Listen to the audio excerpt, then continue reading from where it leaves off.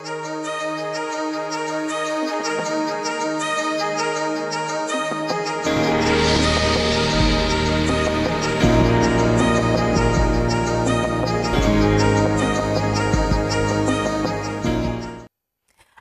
dans notre émission La puissance de la grâce.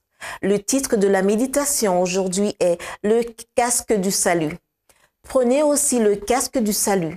Éphésiens 6, verset 17. Dieu nous invite à nourrir notre esprit de pensées nobles et pures.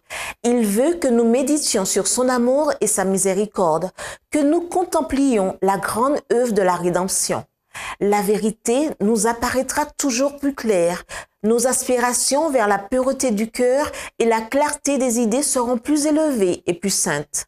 L'âme qui vit dans la pure atmosphère de pensée noble et élevée sera transformée par la communion avec Dieu qu'on trouve dans l'étude des Écritures.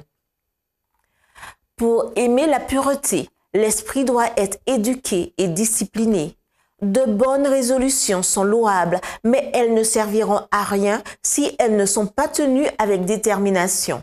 Beaucoup seront perdus alors qu'ils avaient espéré et désiré devenir chrétiens, mais ils ne firent aucun effort sérieux. Ainsi, ils seront pesés dans les balances célestes et trouvés trop légers. La volonté doit être correctement dirigée et nous devons dire « Je veux être un chrétien sincère, je veux connaître la longueur, la largeur, la hauteur et la profondeur de l'amour parfait. » Écoutez les paroles de Jésus. « Heureux ceux qui ont faim et soif de la justice, car ils seront rassasiés. » Matthieu 5, verset 6.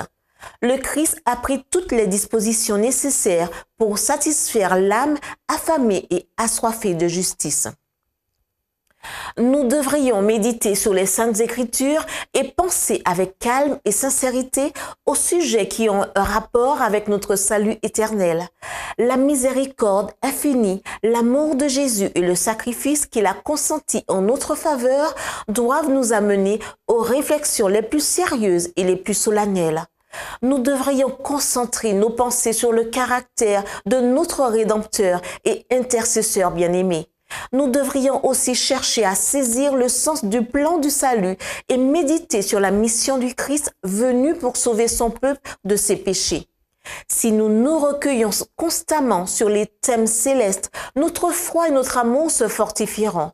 Nos prières seront toujours plus agréables à Dieu parce qu'elles seront empreintes de plus de foi et d'amour. Elles seront aussi intelligentes et plus ferventes. Notre confiance en Jésus augmentera et nous bénéficierons d'une expérience quotidienne vivante grâce à la volonté et à la puissance du Christ qui désire sauver parfaitement tous ceux qui, par lui, viennent à Dieu. C'était notre émission La puissance de la grâce.